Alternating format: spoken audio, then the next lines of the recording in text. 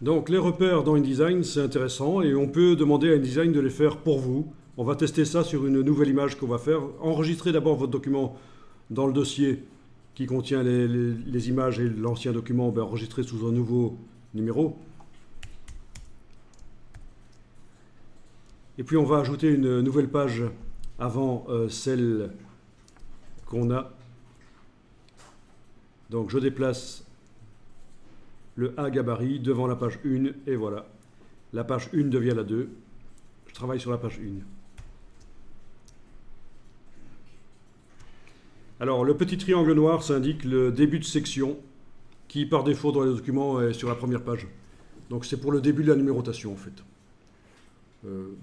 Ou des sections d'ailleurs.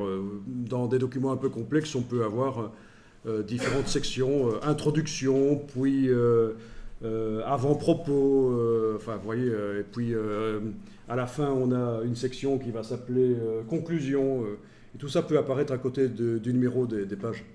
C'est à ça que ça sert de faire des sections. Mais ça c'est pour du InDesign avancé. Enfin voilà, c'est la gestion des sections ici. D'ailleurs, si vous double-cliquez sur le petit triangle, vous allez voir la boîte des options de numérotation et de section qui apparaît. Mais ne faites pas ça pour l'instant.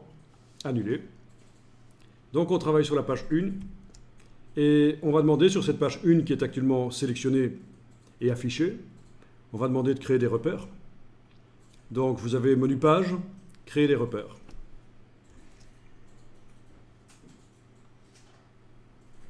Vous avez la case aperçue. S'il y avait déjà des repères sur la page et que je veux m'en débarrasser, il y a l'option ici, supprimer les repères de règles existants.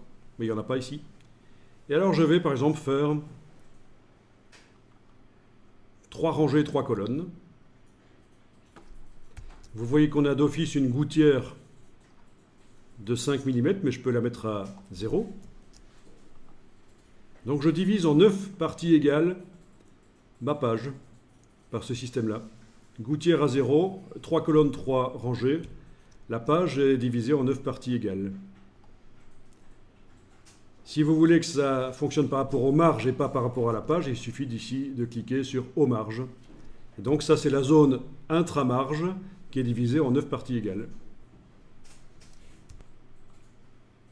Et donc là, il serait possible d'aller mettre des images.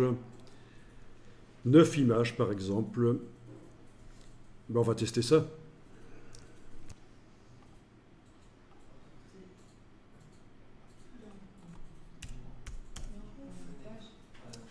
Bon. Alors, palette des calques. OK.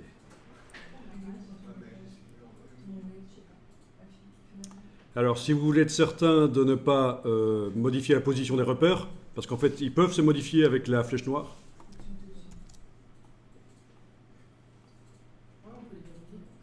Ben oui, on va les verrouiller. Donc, vous allez dans menu affichage, grille et repères, verrouiller les repères. Voilà. Et donc là, on n'arrive plus à travailler sur eux. C'est parfait. Ok. Alors, on a jusqu'à présent créé les blocs images en amenant les images, en faisant fichier importer, mais on peut les créer avant d'amener les images. C'est ce qu'on va faire ici. Vous allez prendre un bloc image, par exemple, voilà.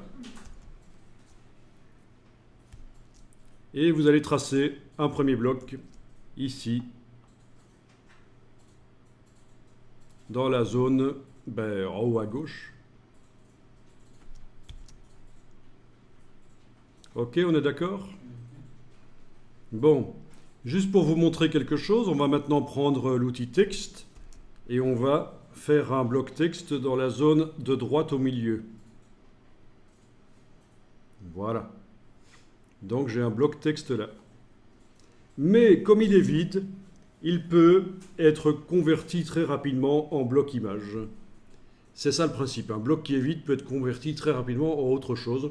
C'est un bloc texte, mais il peut contenir une image. Ici, c'est un bloc image, il pourrait contenir du texte. Tant que c'est vide, il est encore temps de le convertir. Pour le convertir, il y a deux solutions. soit objet, contenu, et on indique que c'est plutôt un bloc image à la place d'un bloc texte. Mais aussi, il suffit d'amener une image dedans et normalement, il devrait d'office se convertir en bloc image. Vous avez le troisième type de bloc, qui est un bloc neutre, un bloc graphique, que je peux tracer ici, et qui lui peut contenir ce qu'on veut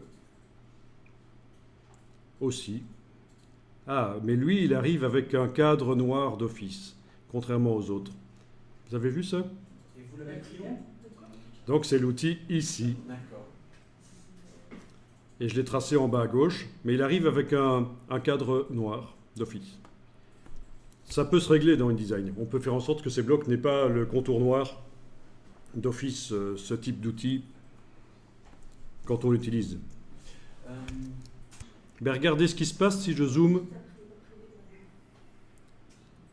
Voilà, on voit que le contour se met à cheval sur le vecteur.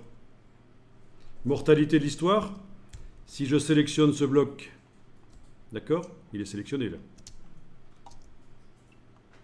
Si je sélectionne ce bloc et que je lui enlève son contour noir parce que je trouve que c'est pas bien avec le contour noir, eh bien, contrairement aux autres, il ne colle pas au repère parce qu'il y a la demi-épaisseur du contour qui est là. Alors ça a l'air stupide, mais ça compte. Il faut savoir que ça fonctionne comme ça.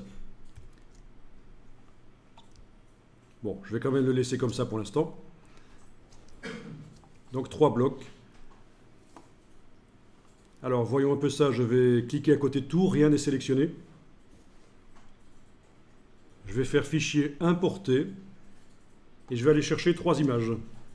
Donc c'est là que dans votre système d'exploitation, ce serait intéressant d'afficher par icône pour voir les images que vous allez chercher. Et donc avec la touche CTRL, vous pouvez en sélectionner 3. Et vous cliquez sur ouvrir dans la boîte d'importation. Donc c'est fichier importé. Et voilà, j'ai 3 images qui sont dans le curseur. Je clique sur le premier bloc, l'image y va. Je clique sur le second bloc, elle n'y va pas.